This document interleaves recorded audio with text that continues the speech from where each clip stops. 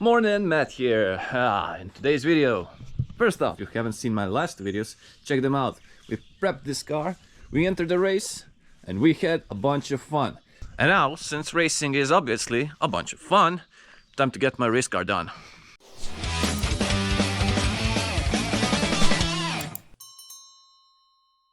So we have a bit of change of plans.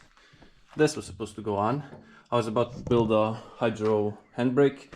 I was about to do a lot of stuff with the brakes. I was about to do a lot of stuff with this car in general. And these are still happening.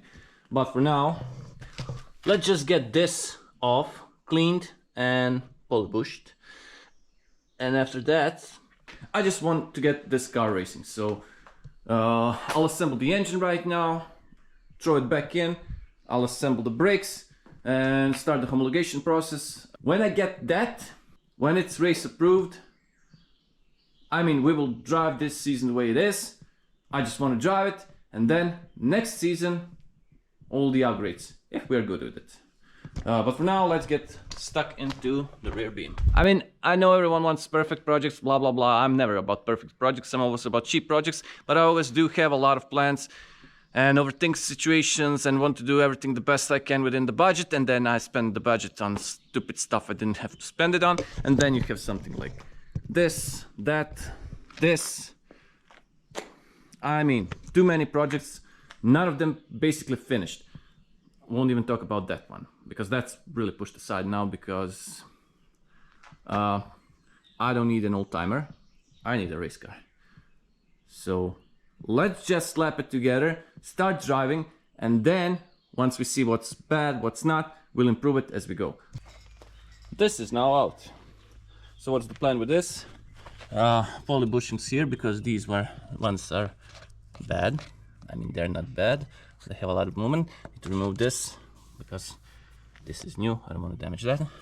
Then we need to clean everything from rust, give it a lick of paint, black, yellow, clean this up. This should be red, and then we should be good to go.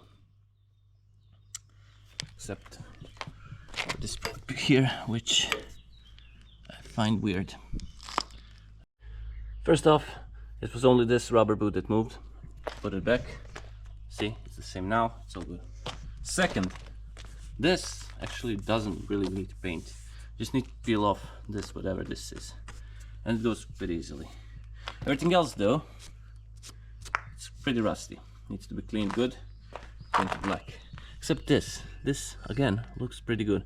You see what's under here, even though this side is a bit rustier, but. And I did want to paint this yellow, but I think everything will be black. These will be red as they are. I won't paint these, and then we have yellow shocks, so a lot of colors on this car. With just a bit of cleanup, this shit is looking awesome. I wish all my 34-year-old cars looked like this underneath. But yeah, I have to disassemble this, remove all the brackets. Let's get this shit cleaned, and I'll come back to you once it's cleaned and painted. I've just noticed that I have a huge fucking problem. These are too thick, so the Saxo drum brakes I had on weren't really working as they should. I mean, I never really tested them because, but still. Now we're in a bit of problem. Actually, we're not. Now we're definitely converting to rear discs. See, the problem is these bearings are deeper, so basically longer than these. These are smaller, and there's a lip here, and that lip goes over this wider part, and then this sits more inside than this does. It's a 3-bolt, so I cannot use that. But now I can see that I cannot really use that either, because brake shoe will not be braking as it should. As mentioned, now we're switching over to the discs, and now, well, I have a bit of a problem, because I need to design everything. So let's start with designing everything. Here is the plan. I've got stub axles out. This one went out easily, so you can see it's pretty clean. This one was rusted as hell because, well, there was a hole here. I don't know why there was a hole here, but it was crazy. Now I welded it and grind it down. Now I welded it. And yeah, this now makes sense. Is there a hole here too? Oh, for fuck's sakes. Okay, I'll come back to you once I weld this up and grind it down. Now this hole is closed also, so no more unnecessary holes. Yeah, that side is okay. But what I wanted to say is, now I'll get the stub axles through here. I'll get Saxo VTS rear hubs, see how long they are, and have caliper mounting plate machined so it fits over here. I mean, it's hard to explain in words. You'll see when it's done. I have the idea in my mind. It will work. We'll have rear discs with stock hub axles, meaning rear track will be narrow, meaning we can keep the body work. Whatever. Enough for today. It's Sunday. I'm already disturbing my neighbors, which are way down there, by the way, because I live in the middle of nowhere. But yeah, done for today. Too hot, too noisy. Need to actually draw this in CAD. Need to learn CAD before that. Have this machined, and then we'll have a pretty good setup. One eternity later. Okay, this is now painted. Looks very good. We have the stub axles in. Still need to make the mounts, but here's what was bugging me. How to get these things out. See, this one is out, unlike this one. And I was thinking about it, and well, then it just hit me. Actually, no, I just hit it.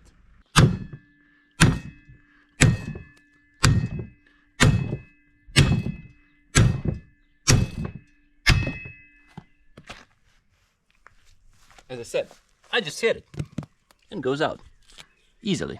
Loving it. Now let's see if it goes in as easily as it went out. Guess not. Just not. Guess not. Yes, yes.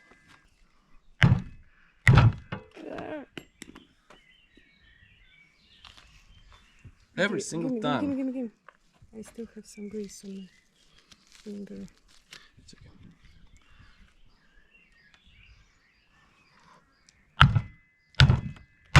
Just need to be precise. Yes, and that's something I'm not very often. And now we just put those back in, and that's it. Let's knock these two out, put this back in, and put it all on the car. Looking good. And there we have it. Subframe is on the car with the poly bushes. All we need now is mounts for the rear discs, actually calipers, and we'll be done. But yeah, for now, we're slowly getting there. Also, the fuel tank is in the car, so kept with this. Hey, Saxo Hub is finally here. It's been a while, like weeks. But I really wanted the one without the ABS ring, and they are rare and hard to get at this point. Did get one, it's here. Now let's take some measurements. Also, this is now fully assembled, ready to go into the car. Basically stock, just the head. Actually, we didn't even skim the head, we just straightened it, changed the gasket, so everything is fresh and like new, and as I mentioned, ready to go in the car. And for the car, you'll see that in the next video. Yep, paint. But as I mentioned, let's get to some measuring stuff. So let's compare everything. First off, we have 62, and for the wheel spacing we have 81.7, 62 and 81.7.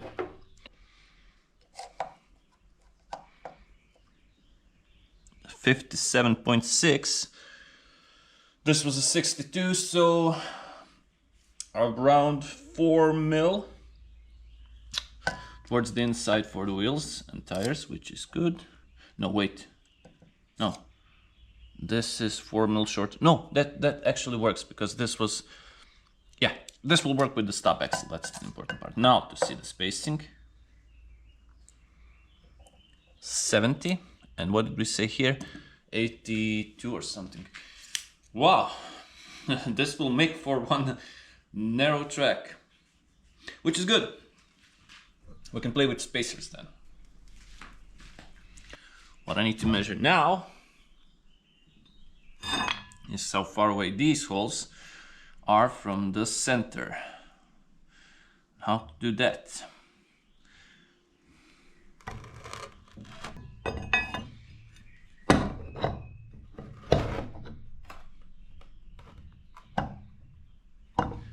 Now, if only I didn't need the stub axles back in the beam, because now I have to measure with something. But I'll figure this out. Just give me a few moments. This is just a counterweight at this point. Yeah, let's try it this way for now.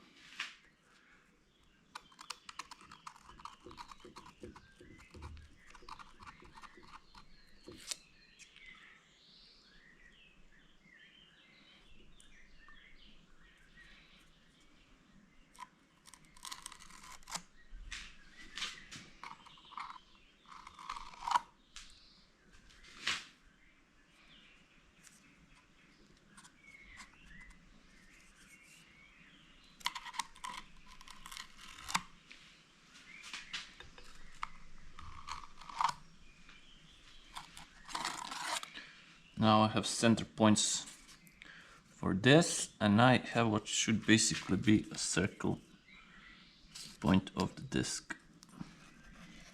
And I can find out the relation of these two.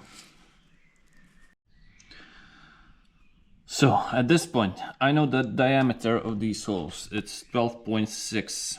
It's for a 12 mil point, so a 12 mil bolt, so 0.6 of course. We know the distance between end parts of the holes, which is 94.4. We need to divide this by 2. Actually, I'll explain the math once I start designing the caliper. And I have the diameter of this circle, which is 141.5.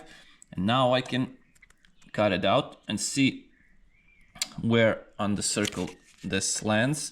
And then with some geometry and shit, we should know how far from the center this needs to be. And once I have this measurement and this measurement, I know these need to be the same, so I can work out the height and everything from some simple geometry.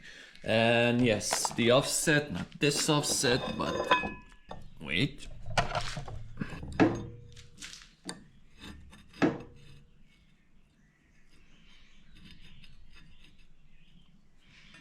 Like that.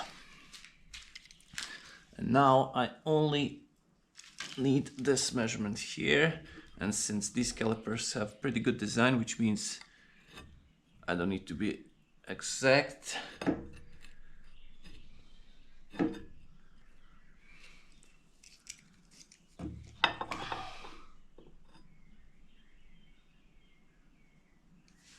it's actually 6 mil, and now I'm good. I have all the measurements, so let's try and make something in CAD. Actually, learn CAD first. Okay, I really wanted to film how I make this, but my laptop did not want to work. It kept crashing the program, so yeah. But we have a finished product here. Here's how it looks. So this is where it bolts to the control arm, and this is where the caliper bolts. Here's the thing. This, which we measured the distance from the caliper bolts to the center, I got it wrong. Didn't account for the fact that I was marking with the markers, so I had to add another 2.5 millimeters. Remeasured it all. It all worked. Now we have this distance correct. This one should be correct too. This I measured on the car. Also, this should work now. Now we have side profile. This, the thinnest part is 6 mil. A bit on the thin side, but it should work. I mean, we will make it from billet aluminum probably, and it's a large surface, this right here, so shouldn't be any problems with that. This here, 10 mil, so we have the offset here. So complete height is 24 mil. 18 mil is where the control arm protrudes or where the hub will bolt. So about here. And we are measuring from that plane down. This is the offset. We were measuring the offset of caliper from the disc, actually from the hub. And that's, I got 6 mil. But yeah, I reduced that to 4 mil. Well, you saw the pads weren't new, so to account for that, 2 more mil of spacing. This is still 10 mil thick, should be enough. The narrowest part here is also around 11, so that should be enough, hopefully. I mean, as I said, billet aluminum, and this is the rear caliper. The surface area is pretty big, so I'm hoping it will work. I'm not an engineer. This is the first time I'm using CAD software to design anything, so hopefully this will work. First thing to do, 3D print this because, well, I want it 3D printed because billet aluminum is expensive, so let's make it a bit